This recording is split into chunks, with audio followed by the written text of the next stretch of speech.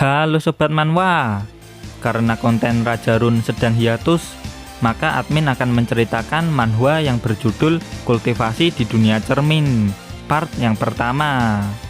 Seperti biasa, jika kalian suka dengan video ini, langsung aja klik tombol like-nya. Dan kalau kalian suka dengan channel ini, langsung subrek aja. Terus jangan lupa pasang headset, biar nontonnya tambah mantap. Dan tanpa basa-basi lagi, ayo langsung kita gaskan ke ceritanya di manhwa period.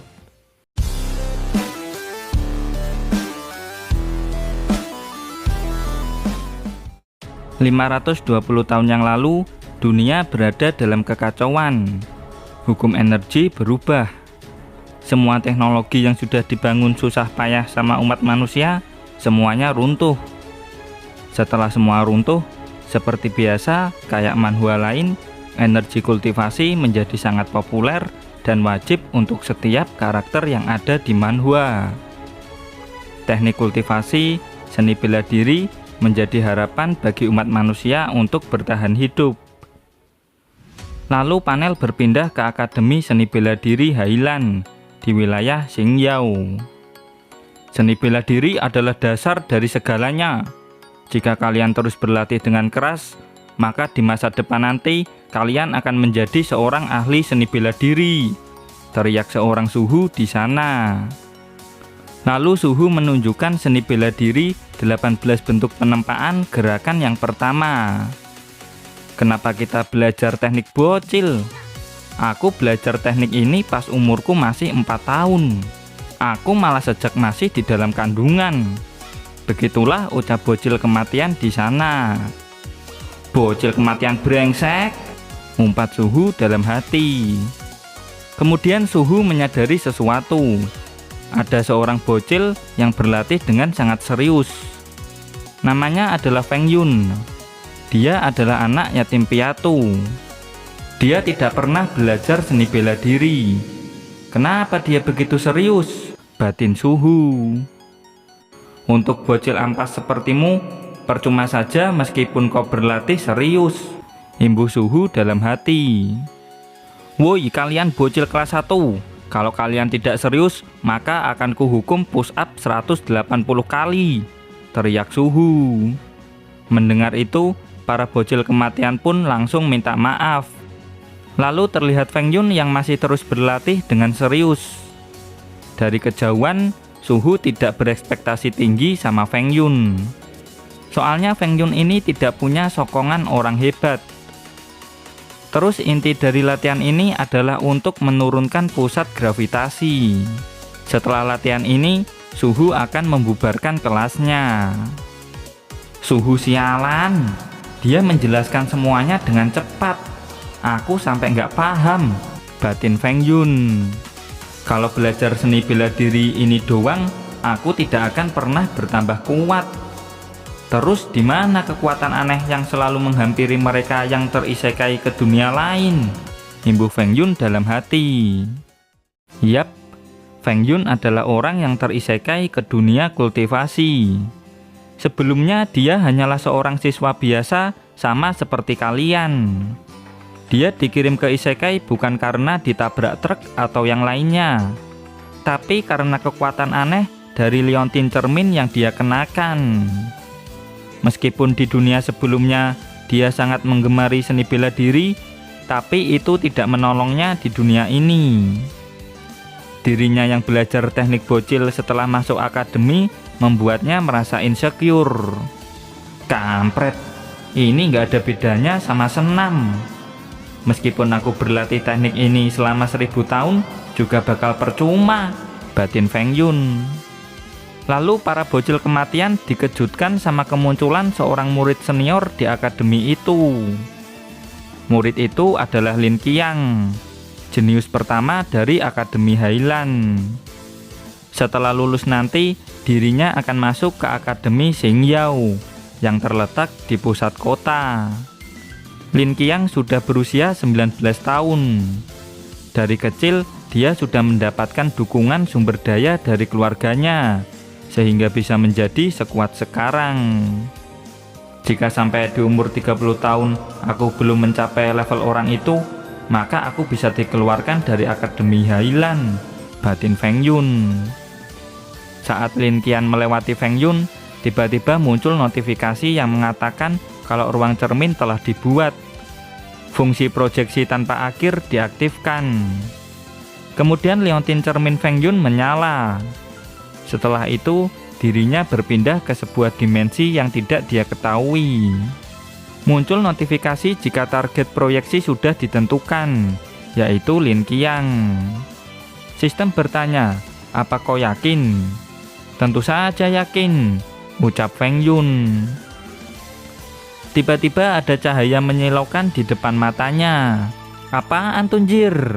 ucap Feng Yun sambil terus menatap ke sebuah cermin di depannya. "Inikah kekuatan aneh yang diberikan kepada mereka yang terisekai?" ucap Feng Yun yang mau menyentuh cermin itu. Tiba-tiba ada yang menghentikannya. Lalu muncul dua boba yang lumayan gede dari dalam cermin. Sosok cewek yang keluar dari cermin berkata kalau jangan dulu menyentuh cermin ini. "Apa-apaan cewek itu?" batin Feng Yun. Kemudian cewek ini memperkenalkan namanya. Dia bernama Jing Guinang. Dia memberikan ucapan selamat datang ke dunia cermin kepada Feng Yun. Karena namanya susah, Feng Yun akan memanggilnya Jing. Terus Feng Yun minta untuk dijelaskan sama situasi sekarang. Jing mulai menjelaskan kalau ini adalah dunia yang diciptakan oleh cermin proyeksi tanpa akhir. Dan dunia ini berada di alam bawah sadar Feng Yun. Kemudian Jing memperlihatkan status dari Feng Yun saat ini. Dari statusnya, Feng Yun ini ampasnya minta ampun. "Makasih lo udah nyensor wajahku," ucap Feng Yun. Kemudian Jing memperlihatkan status dari target proyeksinya, yaitu Lin Qiang. Dari statusnya, Lin Qiang ini jauh lebih baik dan lebih kuat dari Feng Yun. Lalu Feng Yun tanya, "Apa maksud dari kata drop itu?" "Oh, itu rewardmu kalau kau bisa mengalahkannya," terang Jing. Lalu Jing mendoakan keberhasilan Feng Yun. Dari cermin, proyeksi Lin Qiang sudah siap tempur. Tapi Feng Yun menahannya dulu. Masih ada dua pertanyaan yang ada di benaknya. "Hei, jika ini di alam bawah sadarku, tubuh asliku gimana Jing?" tanya Feng Yun. "Di luar sana, mungkin kau lagi kayak orang yang oleng," jawab Jing tanpa dosa.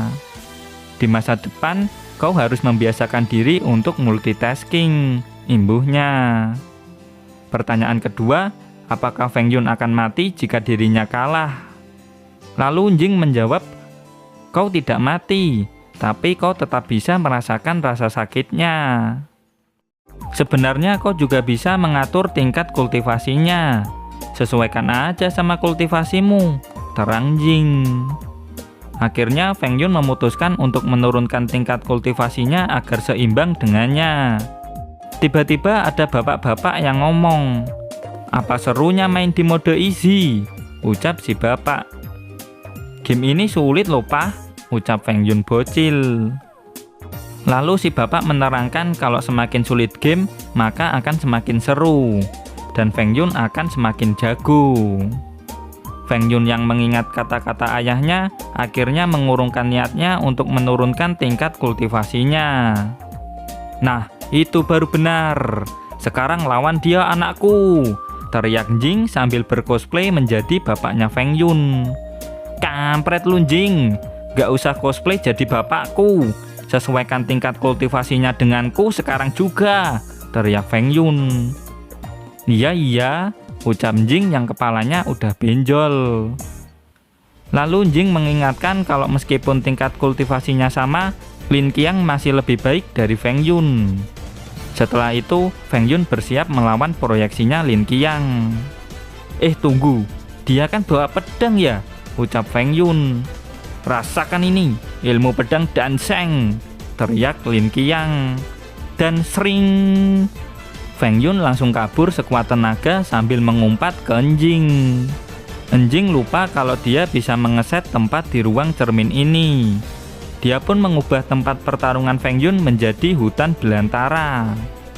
Feng Yun yang lari dengan kencang terkejut dan dawak. Dia pun membentur sebuah pohon. "Tolong, Mak!" teriak Feng Yun. Dan sring sring sring, Feng Yun dibuat nggak berdaya sama Lin Qiang. Dirinya mulai memutar otak. Kalau gini terus, dia nggak akan pernah menang. Dari atas, Jing cuman ketawa ketiwi melihat Feng Yun. Di hutan, Feng Yun masih berusaha menghindari Lin Qiang sambil berpikir gimana caranya melawan balik. Lin Qiang memakai armor besi. Jika Feng Yun mengulur-ulur waktu seperti ini, maka Lin Qiang akan kelelahan duluan. Tapi dirinya tidak mau mengambil resiko ini.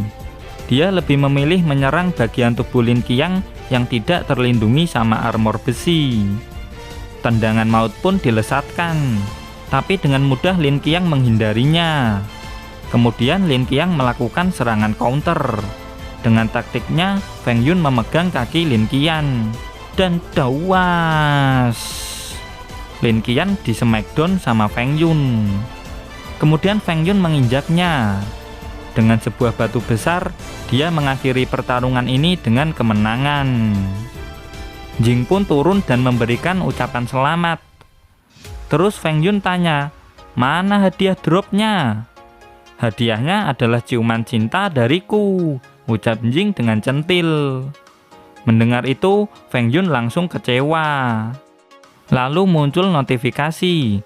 Karena Feng Yun berhasil menang, maka reward yang sebenarnya adalah teknik seni bela diri Turtle Snake Forging rank 1. Ini cuma teknik rank 1, nggak jauh beda sama teknik 18 bentuk penempaan, ujar Feng Yun. Tapi Jing menyuruh Feng Yun bersyukur. Di pasar harganya bisa sampai 30.000 yuan. Terus Jing berkata, kalau Feng Yun bisa mempelajarinya hanya dengan bilang ekstrak. Mendengar itu, Feng Yun langsung mengekstraknya. Lalu kekuatan dari seni bela diri Turtle Snake Forging mulai masuk ke dalam tubuhnya. Dan singkat cerita, dia pun berhasil mempelajarinya.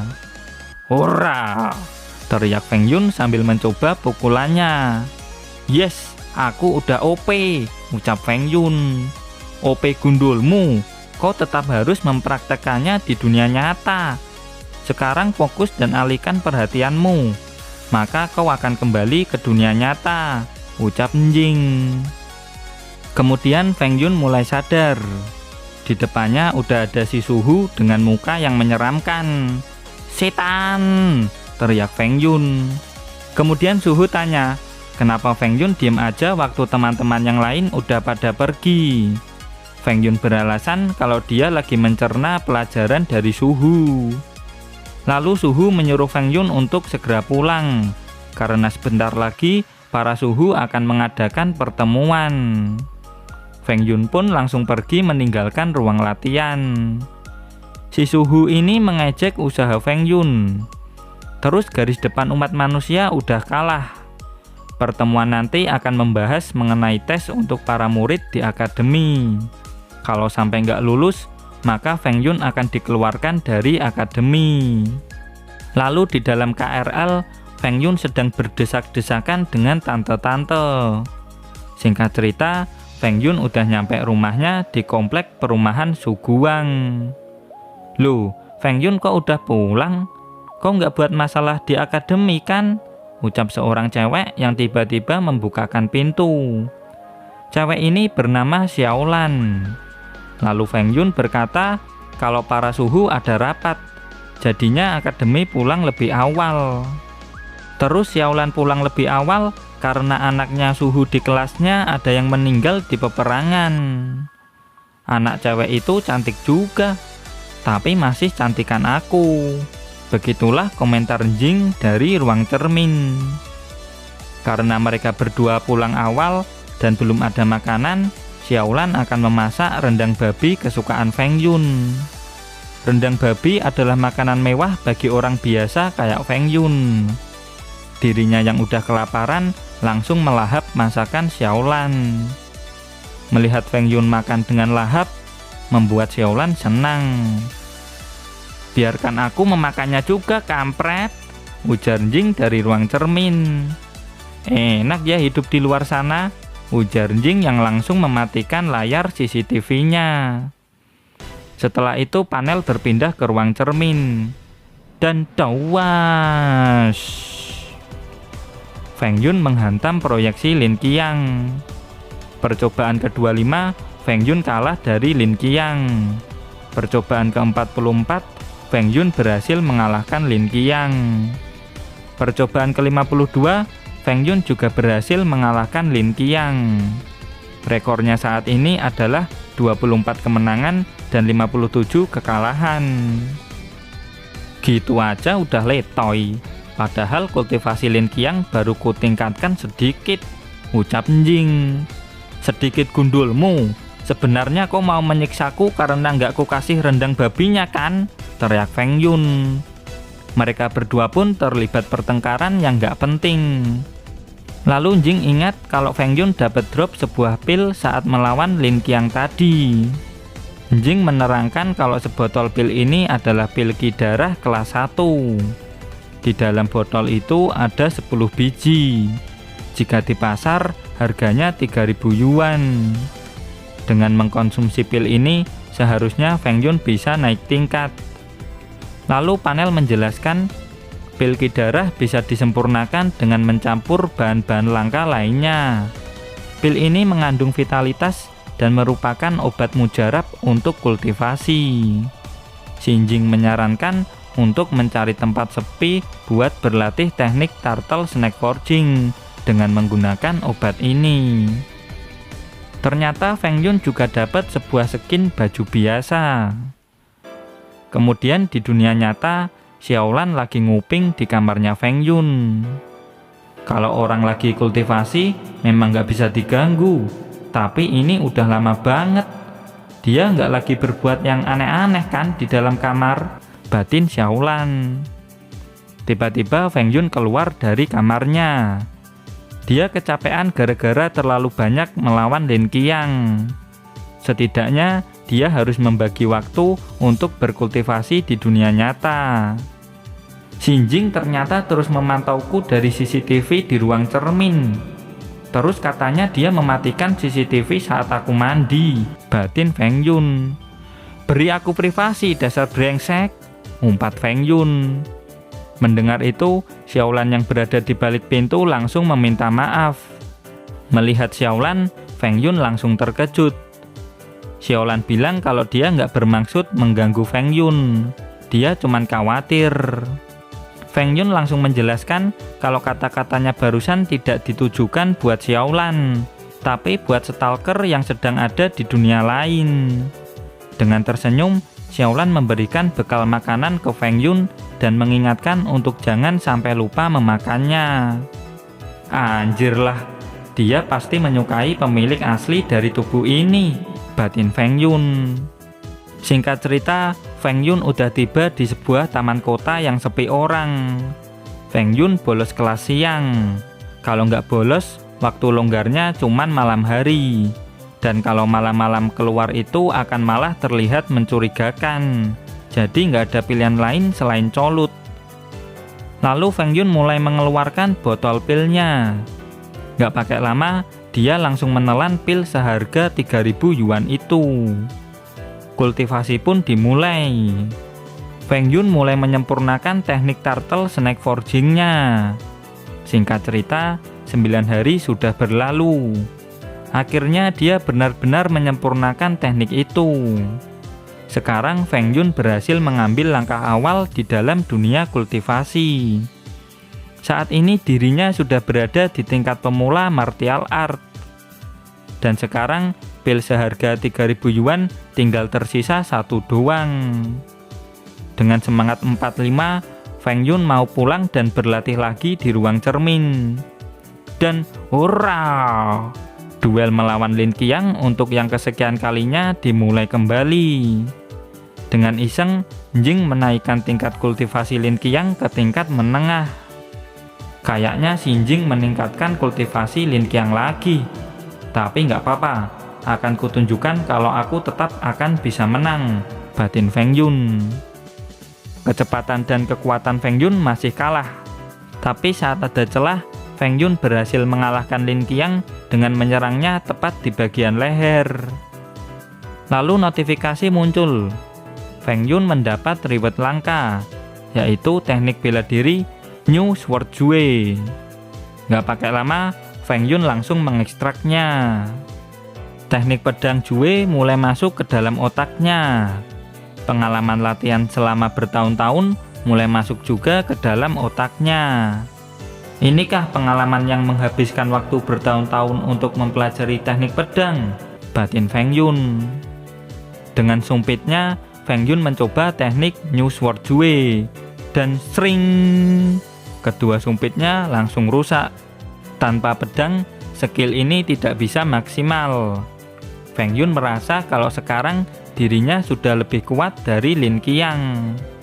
Kemudian Feng Yun menyadari manfaat besar dari ruang cermin ini. Dan gara-gara ruang cermin ini, sekarang dia mendapat sebuah teknik yang cukup kuat tanpa perlu mengeluarkan uang sepeser pun. Dia ingat kalau di akademi ada pedang asli.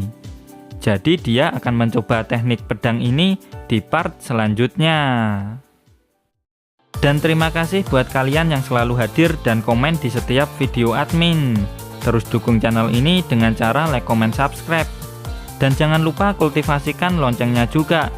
Sampai jumpa lagi di video berikutnya. Bye-bye.